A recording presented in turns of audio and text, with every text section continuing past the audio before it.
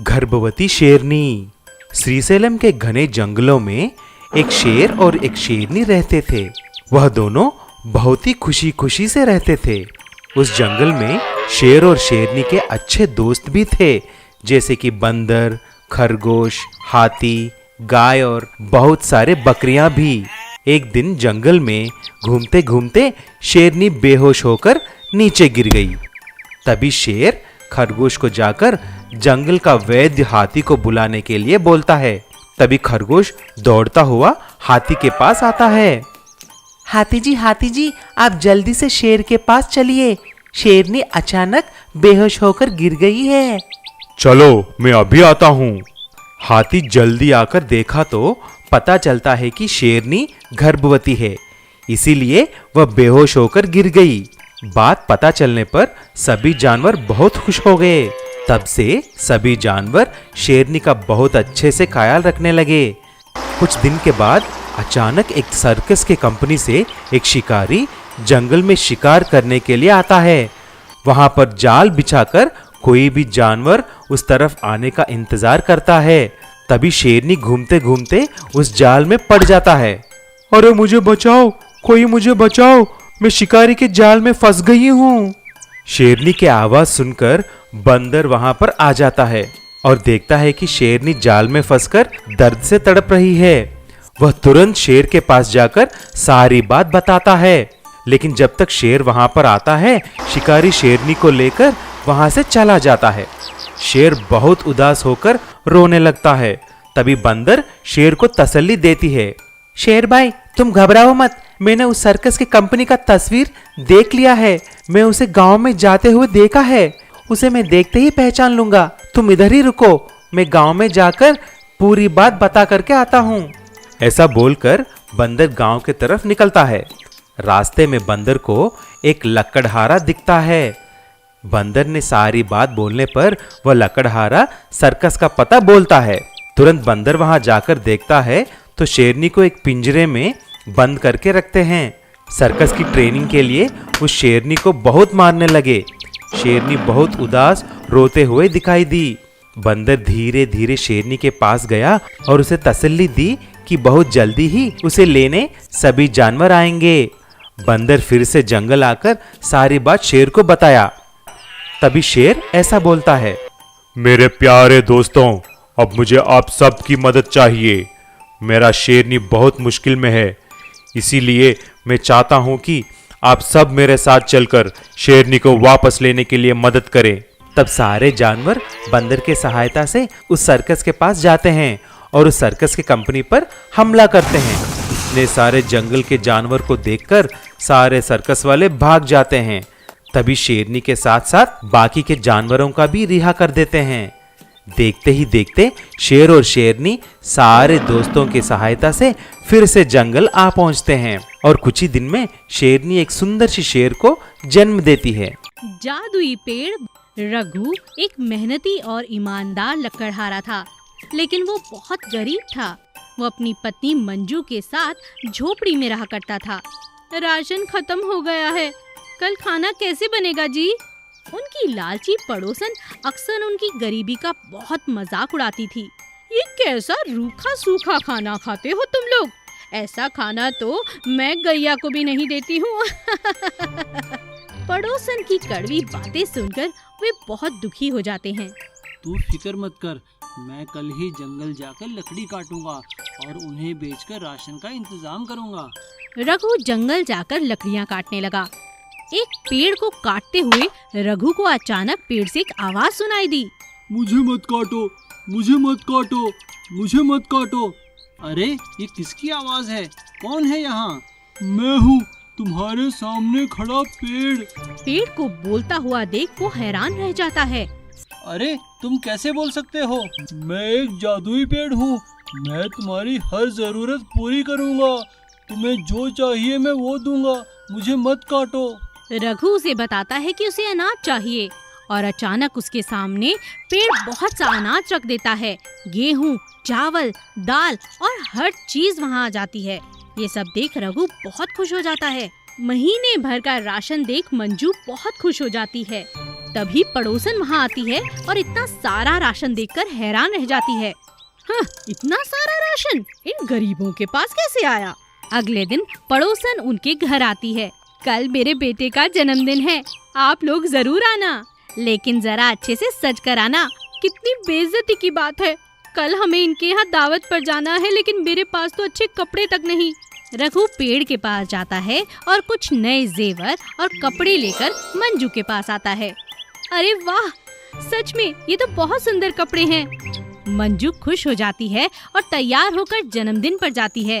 यहाँ पड़ोसन को बहुत जलन होती है। अरे इतने गरीब, खाने को पैसे नहीं और सोने के जेवर और कपड़े पहनकर आई है, वो भी बिल्कुल नए। जरूर दाल में कुछ काला है। अचानक ये गरीब इतने अमीर कैसे हो गए?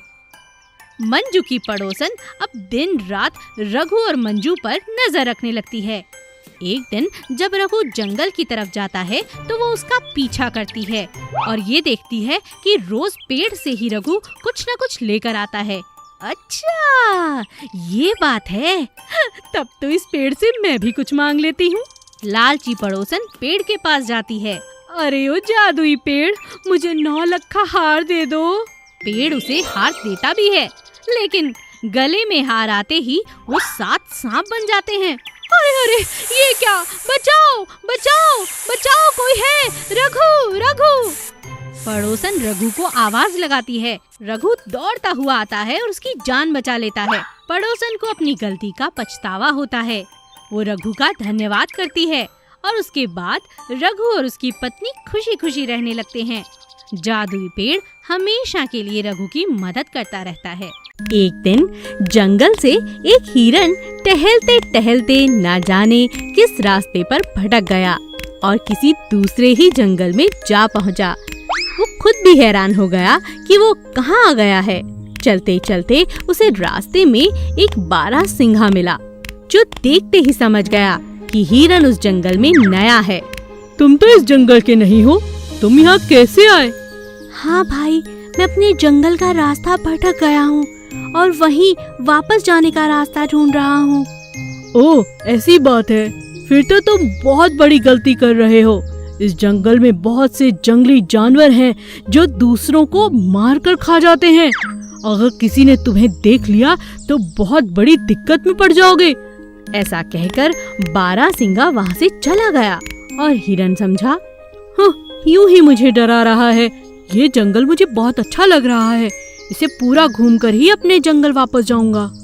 चलते चलते अचानक उसका पैर सोए हुए शेर की पूंछ पर जा पड़ा। शेर ने हिरन को देख लिया और जोर से गुर्राया। तुम्हारी इतनी हिम्मत कि तुम मुझ पर पैर रखो?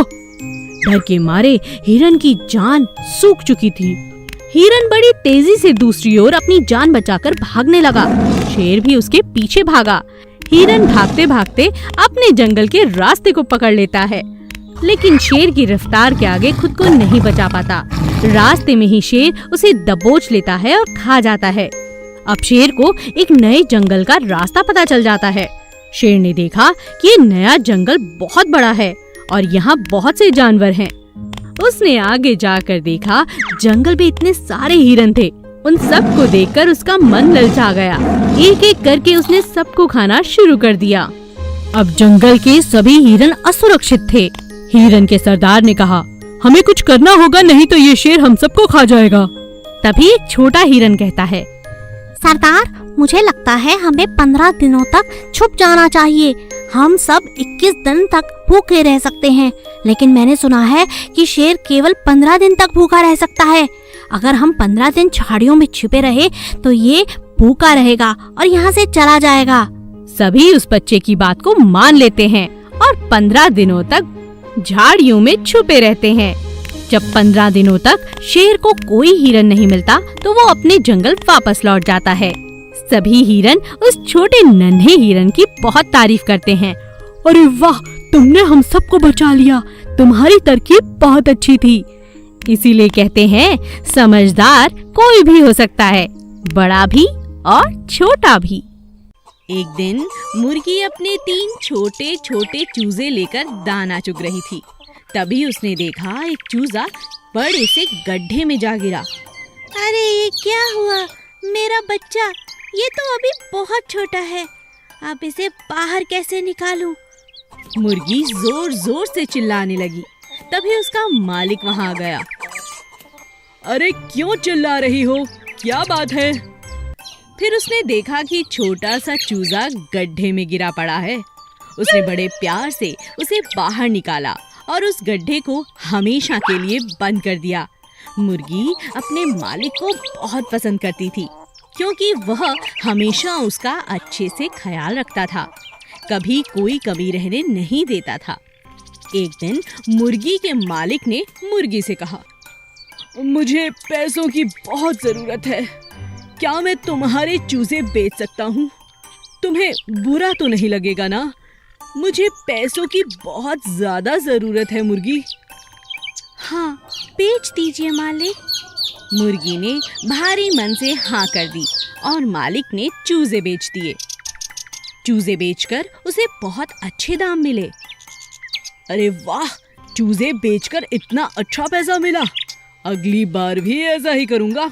अगली बार जब मुर्गी को बच्चे हुए तब फिर से मालिक ने कहा, मुझे पैसों की बहुत जरूरत है, क्या मैं तुम्हारे चूजे बेच दूं? मुर्गी समझ चुकी थी कि अब मालिक लालची होता जा रहा है। उसने मालिक से कहा, आप इतनी जल्दी क्यों कर रहे हैं? कुछ दिन में मेरे बच्चे बड़े हो जाएंगे और फिर उनके भी बच्चे होंगे। इस तरह आपका खुद का अंडों का व्यापार हो सकता है।